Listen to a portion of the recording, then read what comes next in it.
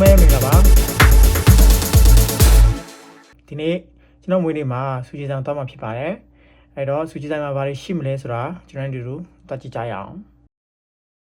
စူဂျီဆိုင်ကတော့ဒီစာအုပ်ရဲ့3လွှာမှာရှိတာပေါ့နော်ကဲစူဂျီဆိုင်ကိုရောက်ပါပြီခင်ဗျာ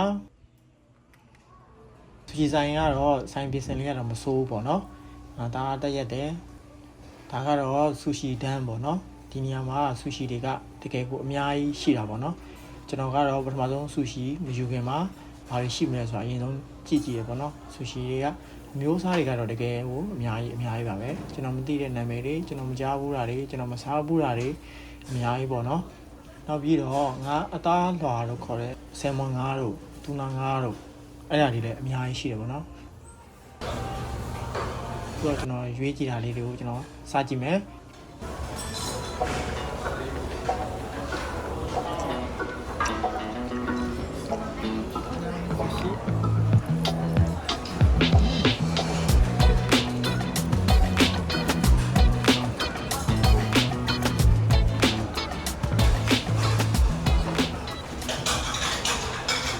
ကဲဆူရှီစားပြီးပြီဆိုတော့နောက်ဘာရှိမလဲကျွန်တော်ရှက်ရှောက်ကြည့်မယ်ပေါ့နော်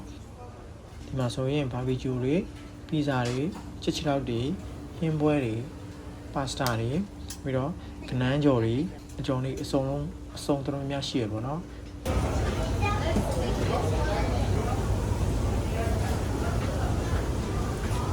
နောက်ကတော့စားချင်တာလေးတွေရွေးထည့်လာပြီးတော့တစ်ချက်စားကြည့်မယ်ပေါ့နော်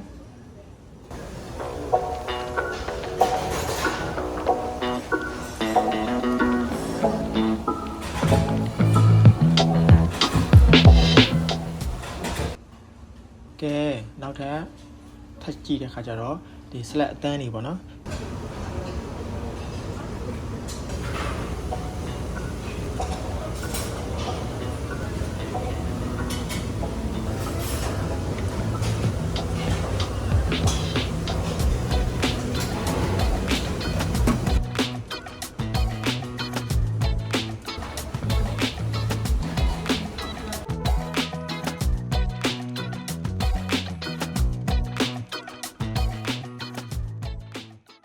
ကဲဆလတ်တွေစားပြီးပြီဆိုတော့နောက်ထပ်အသီးကျွန်တော်တစ်ချက်လိုက်ကြည့်တယ်ပေါ့နော်ဘာရှိမလဲပေါ့အဲဒီမှာပင်ကွက်တီပန်းတီစပစ်တီအသီးတွေကတော့အများကြီးပါပဲအဲဒီထဲမှာစားချင်တာတွေကိုကျွန်တော်ထပ်ပြီးတော့ရွေးလာတယ်တန်အောင်တော့ကျွန်တော်စားရမယ်ပေါ့နော်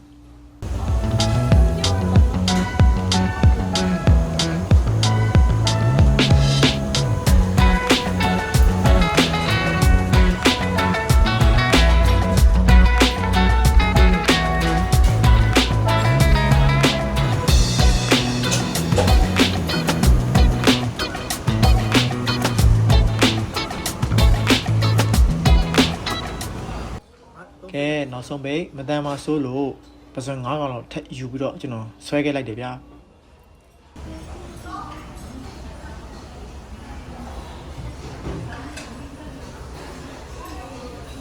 ါလည်းခုမှစားဖို့ရတော့ဘယ်လိုလုပ်ပြတာလဲ